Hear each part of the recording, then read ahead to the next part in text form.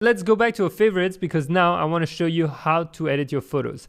So if we were to take that image from Japan that was shot during one of the 10-minute challenge, what you can see is that we are rendering that image in RAW. That is an interpretation of Luminar for that raw image. And if we hit that edit panel, we actually end up here with what they call the essentials, which is basically all the different tools. So you have several modules. You have essentials, creative, portrait, and professional. First of all, I'm going to make sure my white balance is set properly. So I'm going to try to keep it a little bit cooler than daylight just for the ambience. There we go. I think I kind of like that, where we have a little of blue on that side, and then it blends in with the yellow from the gallery. So I think it's cool. Now, the most important in my image is obviously the driver right here, and his hand is actually very sharp. It was a panning shot, and if we look at the information, it was shot at f5.6, 0.1 second handheld, and ISO 100, 24 millimeter lens. Now, in terms of exposure, I might want to bump it up a little bit because I'm going to be increasing the contrast afterwards. So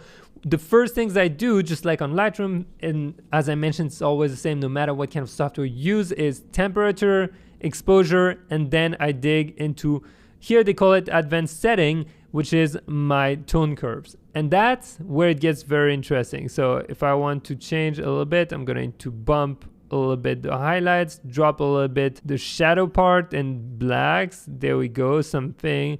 I'm going to lock the midpoint so that I have an image that's a little bit more punchy, and we can already see the before after right now, just like that. It's not much. We have a little bit more light, a little bit more punch.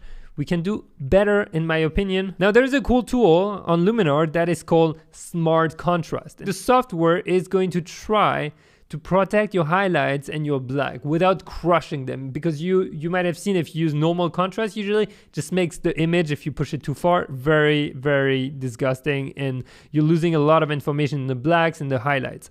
This Smart Contrast actually tries to protect as much information as possible. So you can see, you can like increase it a little bit, but in my case, since I did a lot of work on that tone curve, I'm not going to change it too much.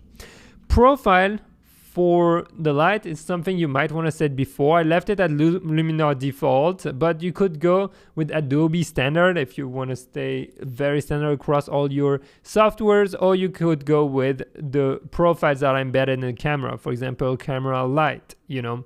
I kind of like how Luminar interprets my Sony file, so I'm gonna leave it like that. Now, why? Simply increase it a little bit, increase a little bit the blacks right there, bring out a little bit the shadows, but not too much, very subtle. Drop the highlights by a tiny bit. I feel that the image is a little more punchy. Now, those two parts are still very bright, and in part 2 we'll go in depth, but just so you know, I would do 2 local adjustments to darken that side and that side, so I can focus a little bit more here. In those essentials, there are also a few tools called AI Enhance, AI Structure, and those tools are very powerful. So if we were to play with that, as you can see, it's almost like it's doing some HDR work where it's like bringing down the highlights, it's bringing out a lot of information in the shadows. I like to use it sporadically, really leave it like that. The AI structure, it makes it a lot more crisp. If I go all the way,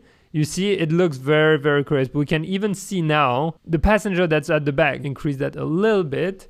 There we go. The boost section actually like enhances it even more. As you can see, it's bringing even more details. I don't want to do too much, to be honest, so I'm just gonna leave it like that. And next panel is around the colors. If you want to change the color, which is your HSL panel, if you want, there is a video on just HSL sliders coming up very soon. I highly recommend you to watch it. It was shot on Lightroom, but it doesn't matter. It also applies for Luminar, because we always talk about hue, saturation, and luminance, which is HSL. So for each color, you can choose how you want the hue to change. So if you want, for example, that card to be a little bit more onto the purple side, which I do like, increase a little bit the red saturation, drop luminance. That's actually how I like the reds to be. Orange, I'm not gonna touch it too much, because right here I kind of like that contrast between that blue on that side and the orange we have here. I don't want to tone it down too much. Yellow, we don't have, there are a lot of yellows here, but I don't want to touch it. And greens, do we have a little bit of green? The best way to see if you have a color in an image is simply to drag the saturation all the way left, all the way right, and see what is affected. So we have a clover right here, we have a little bit of signs, and those signs actually pop up. So usually I'm not too keen onto having a lot of saturation in the greens. I feel that it's very distracting in images. My blues, I like blues to be a little bit darker. So if I were to increase it in that image, you can see it's bringing out a lot of light in those areas. But I feel like, especially with that sign, it's a little distracting. So I'm going to drop that blue. There we go. So now if we look at before after, it matches a lot more my style.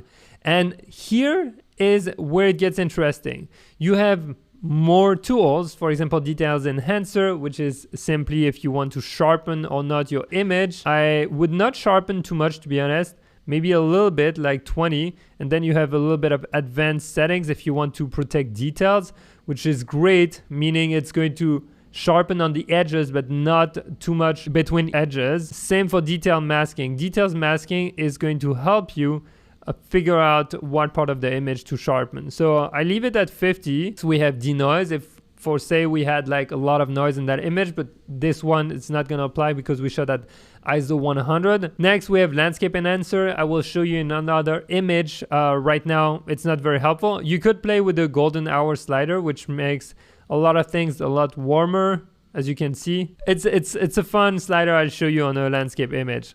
And last, we have the vignette. I might actually add some vignette here just to show you so I don't have to do the local adjustments. Vignette gives me always that feeling that it was shot in a hole, and I don't necessarily like it too much. So let's say I would add a little bit of vignette and then I would do local adjustments. And if you've noticed, in every single one of those tools, you always have an edit mask section, which means you can paint on that image only in certain areas where you want that to be applied. And that is where that software is very, very powerful because it is working in layers, a little bit like Photoshop, right? So you have your main layer with all your adjustments, and then you can add a new adjustment layer or even an image layer, which means you would do composites. But right now, if we add a new adjustment layer, and then I would just go and edit on that layer. Let's say I'm going to like change completely the temperature on that layer.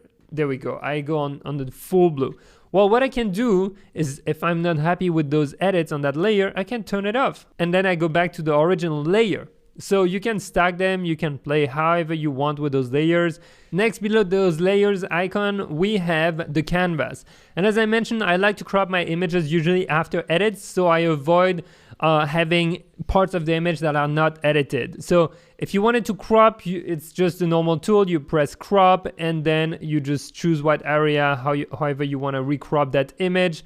I don't want to do anything to that image, if I'm honest, because I kind of like it. I know it's a very centered composition where my main subject is here, but I feel like it works really well. I could potentially like crop it that way and have the head of the guy in that top third. In that case, especially for that example, I want to keep it completely full. So let's reset it. Below the crop, you can see erase if you wanted to erase part of that layer, or you have clone and stamp if you want to remove objects into your image. Right now there is nothing that I would remove, so we're gonna skip that one for that image. But the next part that might be of interest for you is the lens and geometry. That is auto distortion correction, removing chromatic aberration, and again it comes from the profile that is built into your lens. So depending on the lens you use, you might use it or not. Sometimes I like not using it because I like the natural vignetting of my lens. Now we can look back at our image, look at the before and after.